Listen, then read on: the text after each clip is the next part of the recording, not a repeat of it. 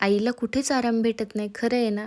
तर good morning friends. सकाळी सकाळी अनिकेत तर गेला होता सिलेंडर भरायला आणि तेवढ्यात मम्मी पण आली होती. रमाला घेऊन मम्मी गेली होती पतंग आणायला, कारण की लवकरच संक्रांत येते आणि त्यात रमाला 8 महिने पूर्ण होत आहेत, त्यामुळं त्याची पण तयारी चालली होती आमची.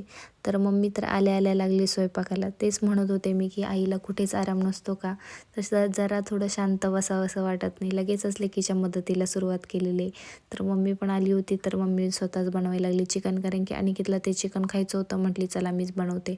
मग बाकीची कामं मी आवरायला घेतली, पाणी वगैरे ठेवलं, कारण की रमाला पण अंघोळ घालायची होती आणि आम्हाला पण अंघोळ करायची होती. आज मम्मी आली होती सकाळ सकाळी, त्यामुळं सगळी कामं आमची फास्ट चालली होती. मग पटपट भांडी वगैरे घासून घेतले. तर अनिकेत पण मला थोडीफार मदत करत होता. पाणी तर गरम झालं होतं, मग रमाला पण अंघोळ घालून घेतली. आज बाबांनीच रमाला अंघोळ घातली आणि मी मस्त तिचं अंग वगैरे स्वच्छ पुसून घेतलं आणि तिला झोपवलं आणि जेवायला बसलो. तेवढ्यात रमाबाळ पण उठून बसलं आजीच्या शेजारीच.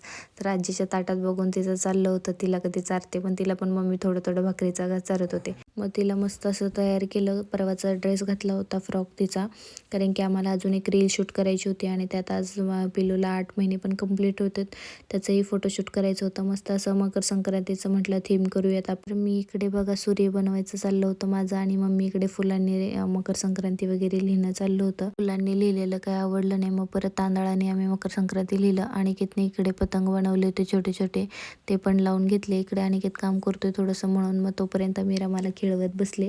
रमाबाळ पण खेळत होतं माझ्यासोबत. मग नंतर ना आम्ही रमाबाळाला मस्त असं तिथे साडीवरती झोपवून घेतलं आणि तिचे खूप सारे फोटोज व्हिडिओज आम्ही काढले. नंतर मग रमाला मम्मीने उचलून घेतलं आणि तिच्याबरोबर खेळत बसली थोडा वेळ. मग काही तिच्यासोबत पण फोटोज वगैरे काढून घेतले. इकडे बघा अनिकेत कसं फुलं टाकतोय रमाच्या अंगावरती. रमाबाळ वर बघायला किती आम्ही तिला फोर्स करत होतो, वर बघ वर बघ, पण ती खाली फुलं पडलेली तिकडंच बघणं चाललं होतं तिचं आणि नका टाकू फुलं म्हणून रडायला पण लागली. मग नंतर इतका पसारा झाला होता, एवढ्याशा कामासाठी किती घाण केली होती आम्ही काय माहिती. मग सगळं व्यवस्थित स्वच्छ असं झाडून वगैरे घेतलं मी आणि मम्मीची वेळ झालेली. मम्मी म्हटली आता मी जाते घरी. तर मग रमाला भेटून वगैरे घेतलं आणि रमाला विचारलं चल येते का, तर रमाबाळाला टाटा वगैरे केला आणि मम्मी गेली घरी. इकडे रोजचंच काम चाललं होतं, मुक्ताचं आणि रमाचं कॉटला धरून उभं राहायचं, तर तेच करत होत्या त्या दोघी. मग अनिकेत पण थोड्या वेळाने बाहेर गेला. मुक्ता लागली होती त्याच्या मागे, मला पण यायचंय मामा, मग तिला कसं तरी समजावून मी घरात घेऊन आले. मग रात्रीच्या जेवणासाठी हिरव्या वाटाण्याचा भात म्हणजे पुलाव करायचा होता मला. मी रेसिपी बघितली होती एक छान अशी, मग तसाच मस्त असा भात केला मी. सकाळचं जेवण अजून जिरलं नव्हतं, मग म्हटलं संध्याकाळसाठी एकदम हलकं हलकं काहीतरी करावं, म्हणून मस्त असा भात बनवला आणि सगळे जेवलो आम्ही. तर भेटू उद्याच्या व्लॉगमध्ये. Okay bye.